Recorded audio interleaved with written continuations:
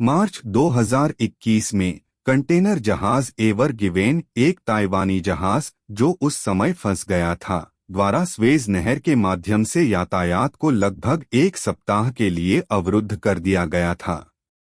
इसके कारण एशिया और यूरोप के बीच प्रतिदिन लगभग 10 अरब डॉलर मूल्य के माल का आवागमन अवरुद्ध हो गया और चैनल के मालिक मिस्र को 6 दिनों के डाउनटाइम में $900 मिलियन हुआ। कल्पना कीजिए कि एक समान रूप से महत्वपूर्ण व्यापार मार्ग कई महीनों तक आंशिक रूप से अवरुद्ध रहा। और ऐसा हर साल होता है। स्वेज नहर के बाद दुनिया के दूसरे सबसे महत्वपूर्ण कृत्रिम जलमार्ग पनामा नहर की स्थिति बिल्कुल ऐसी ही है। हाल के दिनों में नहर में प्रवेश करने की कतार कुछ स्थानों पर लगभग 200 जहाजों तक पहुंच गई और एक जहाज के गोदी में आने की प्रतीक्षा का समय 20 दिन था। तथ्य यह है कि इस अगस्त में पनामा नहर द्वारा आपूर्ति की जाने वाली झील में जल स्तर रिकॉर्ड निचले स्तर पर गिर गया। परिणामस्वरूप नहर से गुजरने वाले जहाजों की संख्या कम करनी पड़ी, साथ ही उनमें से प्रत्येक का टन भार भी कम करना पड़ा और ये हजारों टन माल रास्ते में रोक लिया गया है। उष्णकटिबंधीय वर्षा पर निर्भर 1920 से कृत्रिम रूप से निर्मित पनामा नहर द्वारा 2 महाद्वीपों उत्तरी और दक्षिणी अमेरिका को काट दिया गया है। 65 किलोमीटर के ये हाइड्रोटेक्निकल समाधान अटलांटिक और प्रशांत महासागरों को जोड़ते हैं और मानव जाति द्वारा शुरू की गई अब तक की सबसे जटिल निर्माण परियोजनाओं में से एक हैं।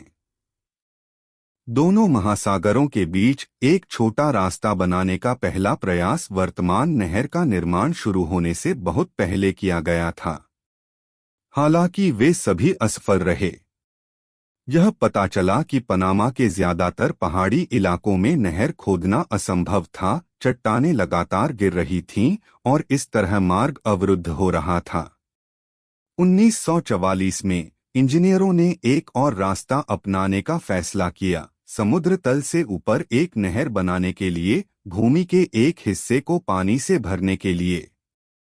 इसके लिए महासागरों के दोनों किनारों पर बांध बनाए गए, जिसकी बदौलत पनामा के मध्य में 2 झीलें बनी, गैटुन और अलाजुएला। पहला एक गलियारे की भूमिका निभाता है जिसके माध्यम से जहाज चलते हैं और दूसरा नहर की आधी जल आपूर्ति प्रदान करता है। गैटुन झील प्रशांत और अटलांटिक महासागरों के स्तर से 26 मीटर ऊपर स्थित है, इसलिए इस ऊंचाई तक चढ़ना और जहाजों का उतरना प्रत्येक दिशा में 3 तालों का उपयोग करके होता है। जहाजों के प्रवेश और निकास दोनों के लिए तालों का पहला सेट अनिवार्य रूप से पानी का कुछ हिस्सा समुद्र में छोड़ देता है और इसलिए झील में ही स्तर कम हो जाता है। एक जहाज को पार करने में 2 लाख घन मीटर पानी की हानि होती है। यह आमतौर पर कोई समस्या नहीं है क्योंकि इस मात्रा की भरपाई क्षेत्र में होने वाली घनी उष्णकटिबंधीय बारिश से होती है, विशेष रूप से तथाकथित गीले मौसम के दौरान जो हर साल मई से दिसंबर तक रहता है। लेकिन इस साल पनामा सूखे का सामना कर रहा है, जिसने देश को मई में पर्यावरणीय आपातकाल घोषित करने के लिए मजबूर किया। Smithsonian institution for tropical studies के अनुसार पनामा में वर्षा वर्तमान में सामान्य से 30-50% कम है और नहर के आसपास का क्षेत्र देश के 143 वर्षों की निगरानी में 2 सबसे शुष्क वर्षों में से एक का अनुभव कर रहा है। ग्लोबल वार्मिंग के ऐसे परिणाम अल नीनो जलवायु घटना के प्रभाव से और भी बदतर हो गए हैं, जिसके कारण प्रशांत महासागर के उष्णकटिबंधीय भाग में तापमान में 5 से 9 डिग्री सेल्सियस की वृद्धि होती है। इसलिए अब बारिश जहाजों के गुजरने के दौरान खर्च हुए पानी की भरपाई नहीं कर सकती और इसका मतलब यह है कि पनामा नहर सूख रही है। एक प्राकृतिक चुनौती का जवाब देते हुए नहर प्रशासन ने अगस्त की शुरुआत में जहाजों के दैनिक मार्ग पर प्रतिबंध लगा दिया। स्थापित थ्रूपुट दर 32 जहाज है, जबकि 36 जहाज हर दिन नहर के माध्यम से चलते थे और 1 साल पहले 40 जहाज चलते थे। साथ ही नहर से गुजरने वाले जहाज़ों का अधिकतम ड्राफ्ट भी सीमित है। आमतौर पर यह लगभग 15 पूरे 2/10 मीटर का होता है, लेकिन अगस्त के बाद से केवल 13 पूरे 4100 मीटर तक के ड्राफ्ट वाले जहाज़ों को ही पास मिलता है। 21 अगस्त तक सभी प्रतिबंध लागू रहने की उम्मीद थी, लेकिन जल्द ही प्रशासन ने घोषणा की कि ऐसे नियम 2023 के अंत तक और आंशिक रूप से 2024 में प्रभावी रहेंगे, अगर मौसम की स्थिति में वर्तमान पूर्वानुमानों की तुलना में कोई महत्वपूर्ण बदलाव नहीं होते हैं। S&P ग्लोबल के अनुसार अगस्त में नहर में व्यवधान के कारण जहाज़ों को प्रवेश के लिए 3 सप्ताह तक इंतजार करना पड़ा और कतारें 200 जहाज़ों तक पहुंच गईं। अब पनामा नहर प्राधिकरण के आंकड़ों के अनुसार प्रतीक्षा को घटाकर 12 दिन कर दिया गया है और लगभग 120 जहाज प्रवेश की प्रतीक्षा कर रहे हैं। हालांकि ऐसे आंकड़े जुलाई की तुलना में कई गुना अधिक हैं, जब कतार 30 जहाज़ों से अधिक नहीं थी और प्रतीक्षा 2 दिनों की थी। व्यवहार में उपरोक्त सभी सीमाओं के परिणामस्वरूप कार्गो परिवहन की मात्रा में कमी आएगी, माल के परिवहन की अवधि में वृद्धि होगी और रसद की लागत में वृद्धि होगी। यह सब अंततः अंतिम उपभोक्ताओं के लिए कीमतों में वृद्धि का कारण बनेगा। पनामा नहर दुनिया के 170 देशों के लगभग 2000 बंदरगाहों को जोड़ती है। इसके काम की संरचना ऐसी है कि यह संयुक्त राज्य अमेरिका के लिए सबसे महत्वपूर्ण है। पिछले साल नहर द्वारा परिवहन किए गए माल का लगभग 73 पूरा 7वां हिस्सा संयुक्त राज्य अमेरिका को या उससे भेजा गया था। चीन की हिस्सेदारी 21% और जापान की हिस्सेदारी 13% थी। विश्व व्यापार का लगभग 6% इस चैनल के माध्यम से किया जाता है और इसके माध्यम से गुजरने वाले मुख्य कार्गो में ईंधन, तेल और पेट्रोलियम उत्पाद, तरलीकृत गैस, कोयला, अनाज और धातुएं शामिल हैं।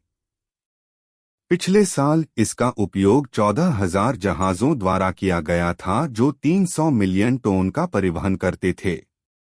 समस्त परिवहन में सबसे बड़ा हिस्सा कंटेनर परिवहन का है।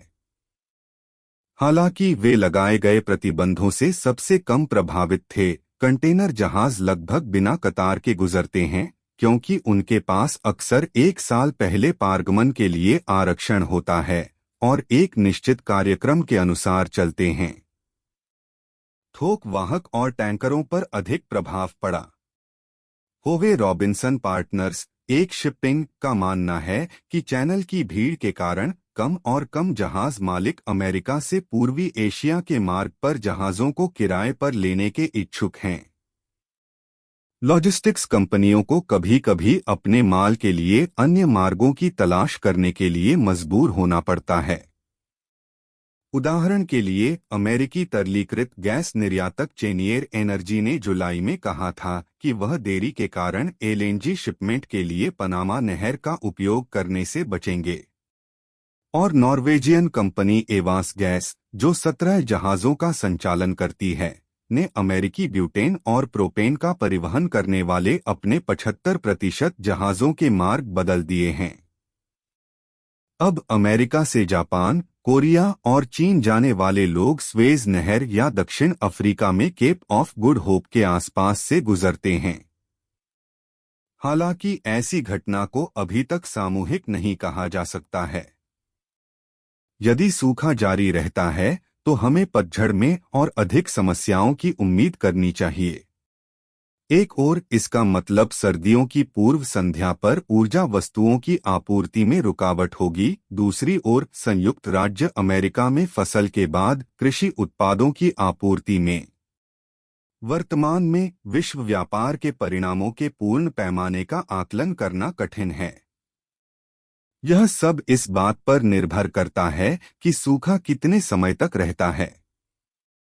हालांकि समस्याएं पहले से ही देखी जा रही हैं। डाउनटाइम, डिलीवरी समय में व्यवधान के कारण रद्द किए गए अनुबंधों का जोखिम, चैनल के माध्यम से पारित होने के लिए उच्च कमीशन और लॉजिस्टिक्स कंपनियों से अतिरिक्त कमीशन।